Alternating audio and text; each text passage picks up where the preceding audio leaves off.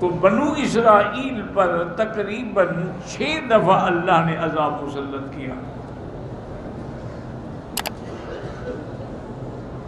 سب سے پہلے تو مصر کے ایک بادشاہ نے آ کے چڑھائی کی اور اس نے ٹھیک ٹھاک بنو اسرائیل کو سزا بھی دی اور لوٹا بھی، لیکن اس نے مسجد اقصیٰ کو نہیں چھیڑا، واپس چلا گیا۔ انہوں نے پھر دوبارہ فساد شروع کر دیا، تو ایک اور اس کے بعد جو مصر کا بادشاہ آیا تھا اس نے پھر چڑھائی کی، اس نے بھی ان کو کافی سزا دی، لوٹا، لیکن مسجد اقصیٰ کو کچھ نہیں کہا۔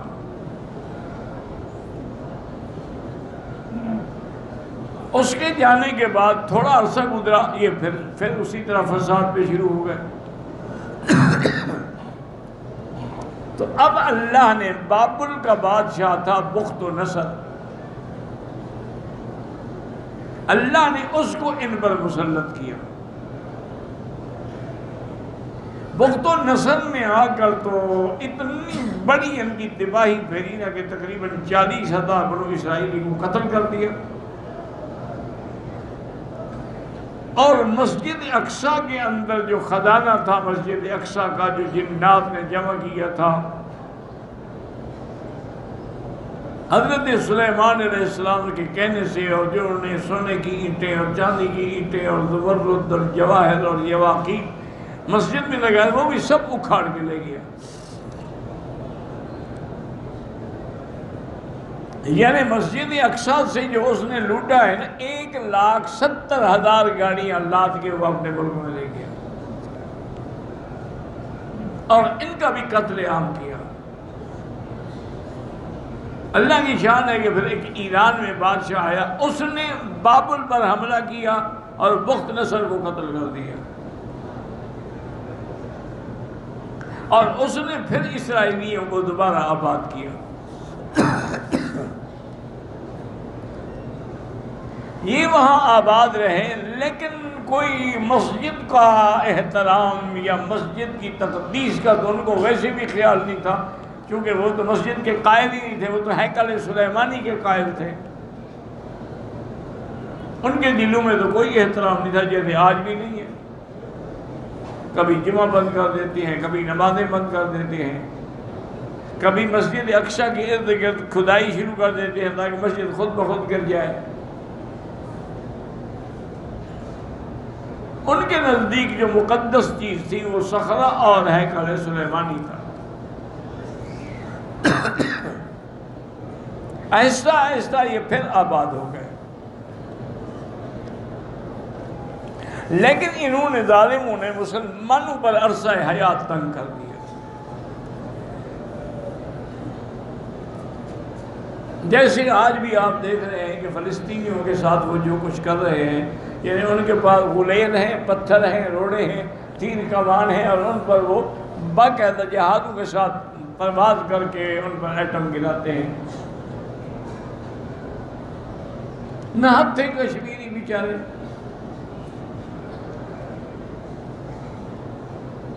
وہ کیا لڑ سکتے ہیں؟ ان کے سامنے مقابلے پہ 7 لاکھ فوج ہے باقاعدہ ٹرین۔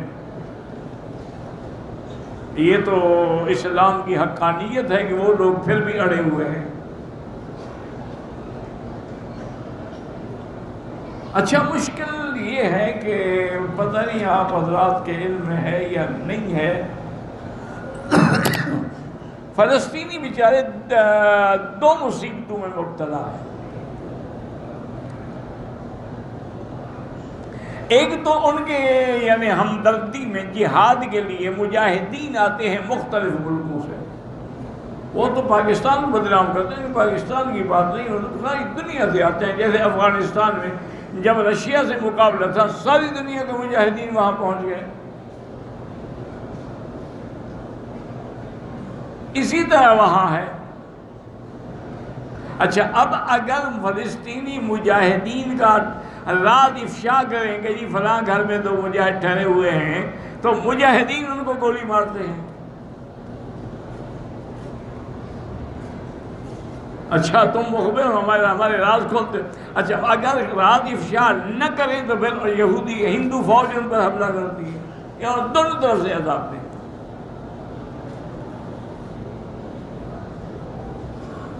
باقی آپ دیکھتے ہیں کہ جتنے مسلمان ہیں ماشاءاللہ ان کے پاس بس ہمدردی کی بات ہے نا جی.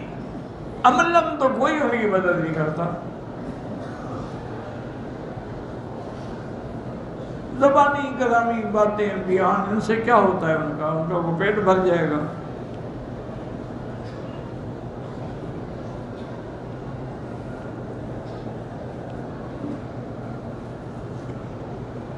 اگر یعنی مسلم کمیونٹی کی پوری سپورٹ ہو نا جی تو یہودی تو ایک دن بھی مقابلہ نہیں کر سکتے. آپ ان سے کوئی لڑائی نہ کریں، کوئی ایٹم نہ ماریں، کوئی جنگ نہ کریں، صرف بائیکاٹ کر دیں کہ ان کی کوئی چیز خریدنی نہیں ہے. لیکن وہ صحیح معنی میں بائیکاٹ ہو، ان کی تو صنعت بند ہو جائے، ان کی تو فیکٹریاں بند ہو جائیں، وہ کب تک مقابلہ کریں گے؟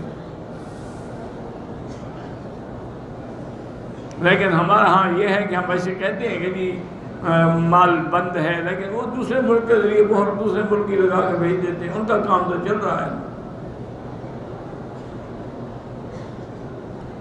تو اس لیے یہ دور آیا کہ جب سیدنا امیر المؤمنین سیدنا عمر بن الخطاب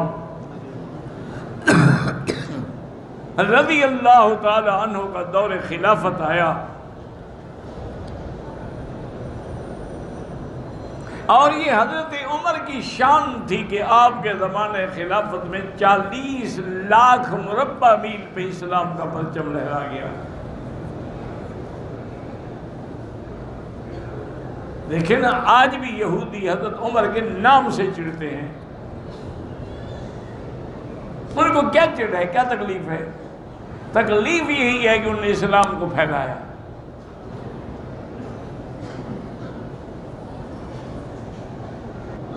تو یہ بدبخت قوم ایسی ہے کہ یہ ہمیشہ کسی نہ کسی، اس لیے ان کو سیدنا عمر سے نفرت ہے.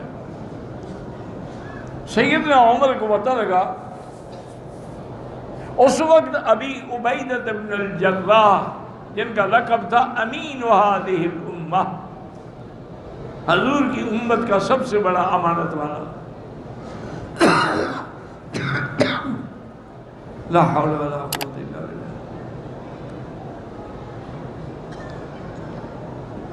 وہاں کے جو پادری تھے ان کے بڑے بڑے ان کے راہب تھے، راہبان تھے، پیر تھے، مولوی تھے، علماء تھے یہودیوں کے. ان کے ہاں بھی بڑے پڑھے لکھے لوگ. اب بھی دنیا کی سب سے اچھی یونیورسٹیاں جو ہے بدقسمتی ہے کہ وہ یہودیوں کی ہیں.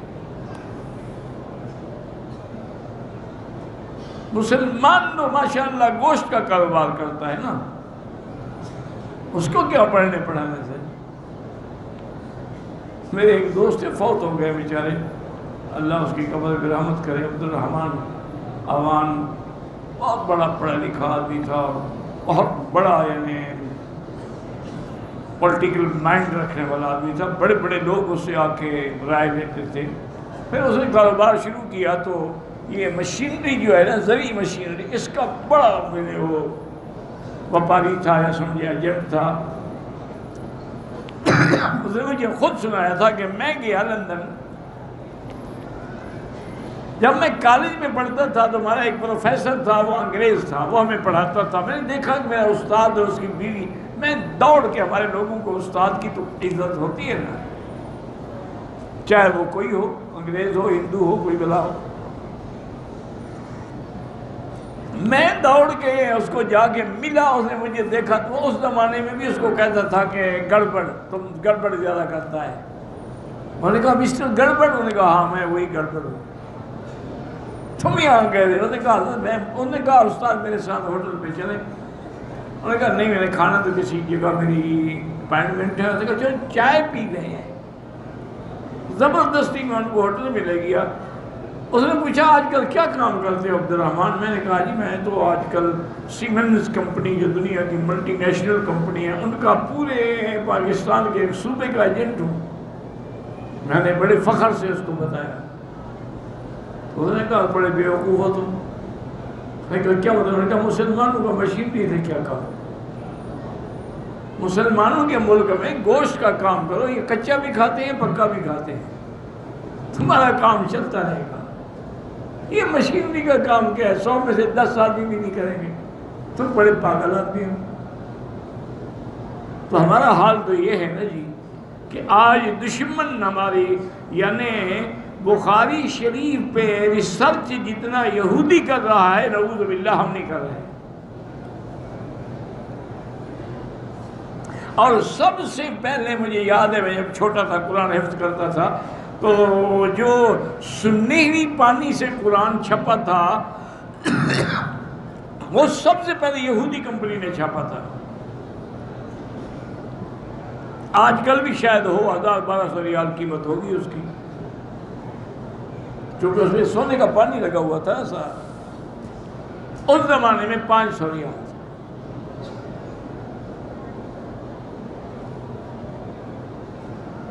اور تمہاری ہماری یعنی یہ دیکھیں کہ ہم مسلمان کیسی ترقی کر رہے ہیں۔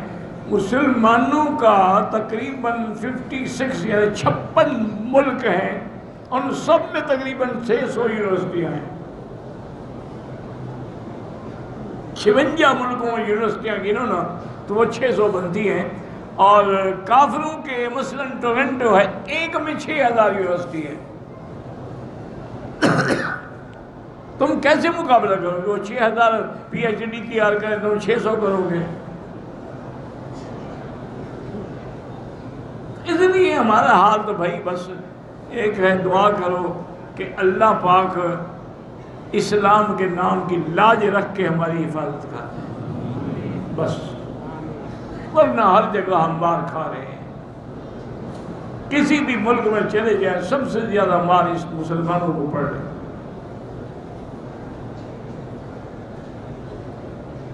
تو ابو عبیدہ بن الجراح کے پاس وہ سارے ان کا وفد آیا، انہوں نے کہا ابو عبیدہ دیکھو ہم تورات کے علماء ہیں، ہم نے اپنی کتابوں میں پڑھا ہے کہ ایک آدمی آئے گا جس کا نام عمر بن الخطاب ہوگا، وہ اس ملک کو آگے فتح کرے گا، اس کے علاوہ یہ فتح نہیں ہو سکتا۔ تو حضرت ابو عبیدہ کہتے ہیں میں بڑا خوش ہوا، میں نے کہا ہمارا جو امیر ہے ہمارا خلیفہ اس کا نام بھی تو عمر بن الخطاب۔ انہوں نے کہا ایسے نہیں، ہم ایسے نہیں مانتے، ان کو بلاؤ۔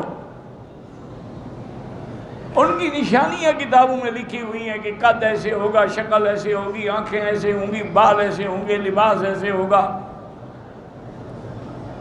میں ہم ساری نشانیاں دیکھیں گے، اگر یہ وہی عمر ہے تو ہم بغیر لڑائی کے چابیاں دے دیں گے،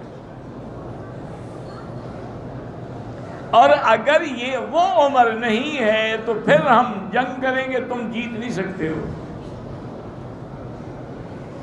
حضرت ابی عبیدہ نے، اس زمانے میں کوئی ہوائی جہاز تو نہیں تھے نا جی، تیز رفتار گھوڑے استعمال ہوتے تھے ڈاک کے لیے، اور ہر یعنی 50-100 میل کے بعد چوکی ہوتی تھی، وہاں تازہ دم گھوڑے انتظار میں ہوتے تھے کہ وہ خط آیا، اس نے لے لیا، وہ آگے چل پڑا۔ یعنی جو ڈاک جلدی پہنچانی ہوتی تھی اس کا صرف یہ حل تھا، اور کوئی نہ کوئی ٹرین تھی، نہ کوئی ہوائی جہاز تھا، نہ کوئی موبائل فون تھے۔ اب تو 1 سیکنڈ لگتا ہے نا موبائل فون پہ رابطہ کرنے سے، پہلے تو بڈی شڈی دلالی کرتی تھی، اب تو ٹیلی فون دلال آ گیا لڑکیوں اور لڑکوں کے درمیان، کسی کو پتہ بھی نہ لگے، کام بھی چلتا رہے، چیٹنگ بھی ہوتی رہے، رضائی اوڑھی ہوئی اندر چیٹنگ کر رہی۔ کبھی دیکھا ہے آپ نے اپنی لڑکیوں کا موبائل لے کر اس میں کیا کیا بھرا ہوا ہے، کتنا گند ہے اس میں؟ ایک دفعہ تو تجربہ کر کے دیکھ لو، کان پکڑ لو گے کہ میں نے اللہ کے حرم میں سچی بات کہی تھی، لیکن عمل کرنے کی ہمت ہو فَسَتَذْكُرُونَ مَا أَقُولُ لَكُمْ، یاد کرو گے کہ کبھی کسی نے ہمیں کہا تھا۔ ان نے بھیجا حضرت عمر کو خط ملا، حضرت عمر نے فوراً اپنی شورا کو بلایا کہ مجھے مشورہ دو کیا کریں۔ حضرت علی رضی اللہ تعالیٰ عنہ اس وقت بھی وزیر تھے حضرت عمر کے۔ یہ تو یہودیوں نے بتایا ہے کہ جھگڑے تھے، ان کا تو کوئی جھگڑا نہیں تھا، وہ تو رحماء بینہم تھے۔ یہ ساری باتیں جو ہے نا یہ ملنگوں نے گھڑی ہیں۔ تو انہوں نے حضرت عمر نے مشورہ کیا، حضرت علی نے کہا کہ امیر المومنین گرمیوں کا زمانہ ہے اور 1 مہینے کا سفر ہے، اگر آپ تیز رفتار اونٹنی ابھی استعمال کریں پھر بھی کم از کم 15-20 دن کا سفر ہے۔ ہمارا تو مشورہ ہے کہ اتنے مشورے پر اتنی تکلیف برداشت کرنے کی کیا ضرورت ہے، اگر اللہ نے فتح لکھی ہے تو مل جائے گی، نہیں لکھی ہے تو آپ کے جانے سے بھی کچھ نہیں ہوگا۔ حضرت عمر نے فرمایا علی کیا کہہ رہے ہو؟ اگر اللہ نے قیامت میں مجھ سے پوچھ لیا کہ جب تمہیں انہوں نے بلایا تھا تم نہیں گئے اور ہزاروں لوگ قتل ہو گئے، اس کا جواب کون دے گا؟ میں نہیں برداشت کر سکتا۔ حضرت عمر چل پڑے اور اپنے غلام سے یہ شرط رکھی کہ بھی 1 منزل میں بیٹھوں گا اونٹ میں، تم چلو گے، پھر 1 منزل میں چلوں گا تم اوپر بیٹھو گے۔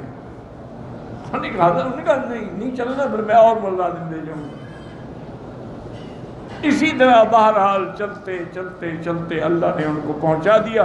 ابی عبیدہ نے ان کا بڑا استقبال کیا اور ابارکہ اور ان کے جو ان کو بھی اطلاع کر دی کہ ہمارا خلیفہ تشریف لے آئے ہیں، اور جب دن صبح مقرر ہوا کہ 10 بجے اکٹھے ہوں گے اور وہاں سامنے آمنے بات ہوگی، تو حضرت ابی عبیدہ نے عرض کیا کہ امیر المومنین یہ آپ کے کپڑوں پہ پیوند لگے ہوئے ہیں، میلے کچیلے کپڑے ہیں، آپ مہربانی کریں، اللہ نے اب تو مسلمانوں کو بہت کچھ دے دیا ہے، ہم بیت المال سے کسی بادشاہ کا لباس لے کے آتے ہیں تاکہ کل جب پہن کے جائیں تو ان کو پتہ تو لگے نا مسلمانوں کا بادشاہ کیا ہے، اور ایک خوبصورت گھوڑا لائیں گے، اس پہ بیٹھیں گے۔ مریم کی اونٹنی پہلے کمزور تھی، اب سفر کے بعد ویسے بھی مرنے کے قابل ہو گئی ہے، اور اچھا ٹھیک ہے۔ اب ساتھیوں کی بات بھی تو رد نہیں کی جا سکتی نا۔ جب گھوڑا آ گیا حضرت نے غسل کیا اور ایک شاہی لباس پہنا، گھوڑے پہ سوار ہونے لگے، پاؤں رکاب میں تھا، دوسرا ابھی اوپر نہیں رکھا تھا کہ جلدی سے چھلانگ مار کے نیچے اترے اور کہا ہلاک عمر، ہلاک عمر، ہلاک عمر، عمر برباد ہو گیا۔ حکم دیا کہ ابو عبیدہ میرا لباس لے آؤ اور میری اونٹنی لے کے آؤ۔ فوراً لباس پہنا، اسی اونٹنی میں بیٹھے آگے گئے، وہ کتابیں لے کے کھڑے ہوئے تھے، ایک ایک انگ کو انہوں نے دیکھا، انہوں نے اعتراف کر لیا کہ واقعی یہ صحیح معنی میں عمر بن الخطاب ہے اور خلیفہ محمد مصطفیٰ ہے۔ یعنی یاد رکھیں یہودیوں نے مان لیا، شیعہ نے ابھی بھی نہیں مانا۔ یہ سب کچھ مان سکتے ہیں، عمر کا نام نہیں مان سکتے۔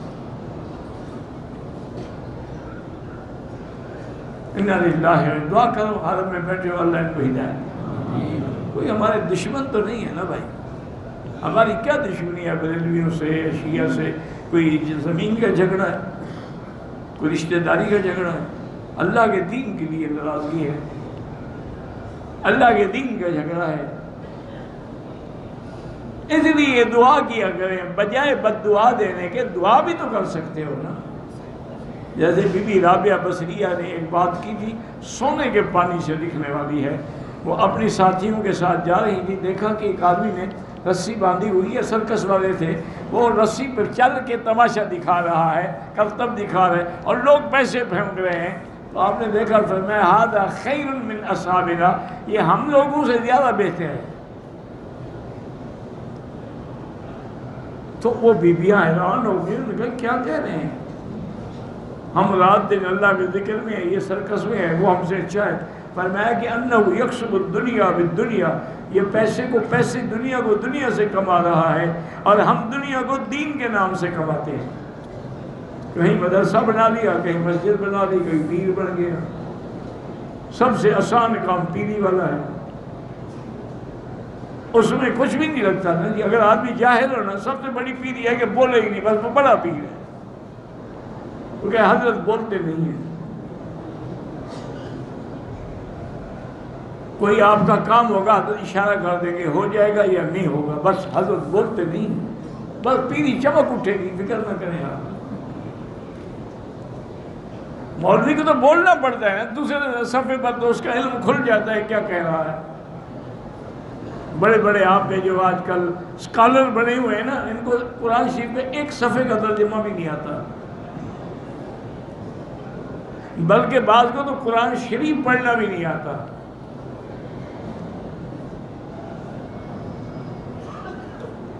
تو اب جناب جب انہوں نے دیکھا تو انہوں نے کہا کہ یہ حضرت چابیاں ہیں، آپ واقعی سچے خلیفہ۔ تو حضرت عمر نے فتح کیا، پھر حضرت عمر کے فتح ہونے کے بعد الحمدللہ سینکڑوں سال تک اسلام کا غلبہ رہا، لیکن آج وہی بیت المقدس رو رہا ہے، لیکن عمر کوئی نہیں ہے۔ جیسے کہ حضرت ابو الحسن علی ندوی رحمۃ اللہ علیہ نے کتاب لی تھی ردہ لا ابی بکر رہا، کہ آج کل ارتداد تو بڑا ہے لیکن ابو بکر کوئی نہیں ہے۔ تو اس طرح اللہ تبارک و تعالی نے ان کے واقعات کو بیان فرمایا ہے، اور اس میں تنبیہ ہے مکے والوں کو کہ اگر تم بھی اتنی دلائل کے بعد نہیں مانو گے نا تو تمہارا حشر بھی یہی ہوگا کہ دنیا میں بھی عذاب ہوگا اور آخرت کا عذاب تو ہے ہی ہے۔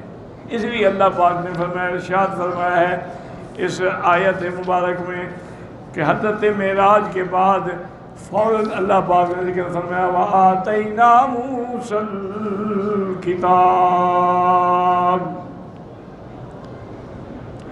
یاد رکھو کہ کبھی کبھی کتاب سے مراد تورات ہوتی ہے، اور کبھی کبھی کتاب سے مراد قرآن بھی ہوتا ہے، جیسے فرمایا ذَلِكَ الْكِتَابُ لَا رَيْبَ فِيهِ، اور کہیں فرمایا الحمدللہ الذی انزل علی عبدہ الکتاب۔ اور کبھی کتاب جنس ہوتی ہے، اس سے مراد ساری کتابیں ہیں جو اللہ نے بھیجی ہیں۔ وہ سیاق سباق کو دیکھنا پڑتا ہے کہ آگے چونکہ بنی اسرائیل کا ذکر ہے تو سمجھ آ گیا کہ کتاب سے مراد موسیٰ علیہ السلام کی کتاب تورات ہے، اس لیے فرمایا وَآتَيْنَا مُوسَى الْكِتَابَ یعنی تورات، وَجَعَلْنَاهُ ضمیر کتاب کی طرف ہے کہ ہم نے اس کتاب کو کیا بنایا ہدن یعنی ہادیًا راستہ دکھلانے والی، کس کو لبنی اسرائیل۔ اور اس کتاب میں کیا تھا اللہ تتخذوا من دونی وکیلا، اس کتاب میں یہ حکم تھا کہ تم میرے سوا کسی کو اپنا نگران نگہبان مددگار نہ سمجھو۔ اور پھر میں ذریۃ من حملنا مع نوح، کہ یہ اولاد ہے ان لوگوں کی جن کو ہم نے نوح علیہ السلام کے ساتھ کشتی میں نجات دی تھی، کیونکہ باقی تو کوئی بچے ہی نہیں نا، صرف وہی لوگ بچے تھے جو حضرت نوح علیہ السلام کے ساتھ تھے، اور تقریباً وہ 80-82 آدمی تھے، پھر وہ بھی مر مر آ گئے، پھر ان کے 3 بیٹے تھے حام، سام، یافس، پھر آگے اللہ نے ان تینوں سے پوری دنیا پھیلائی۔ اسی لیے نوح علیہ السلام کو آدم ثانی بھی کہا جاتا ہے۔ ذریۃ من حملنا مع نوح، یعنی اصل میں خطاب ہے کہ یا ذریۃ من حملنا مع نوح، احسان ہے کہ ہم نے تم کو بچایا، تم ان کی اولاد ہو، اور پھر بھی تم اللہ کا شکر کرنے کے بجائے نہ شکری کرتے ہو۔ انہ کان عبدا شکورا، اور یہ بھی یاد دیکھیں کہ حضرت نوح علیہ السلام جو ہیں وہ اللہ کے شکر گزار بندے ہیں، اس لیے حدیث میں آتا ہے میرے آقا نے فرمایا کہ حضرت نوح علیہ السلام کی یہ عادت مبارک تھی کہ ہر بات میں فرماتے تھے الحمدللہ، کھانا کھاتے الحمدللہ، آپ پانی پیتے الحمدللہ، اس لیے اللہ نے ان کو شکر گزار بندہ قرار دیا۔ واللہ اعلم۔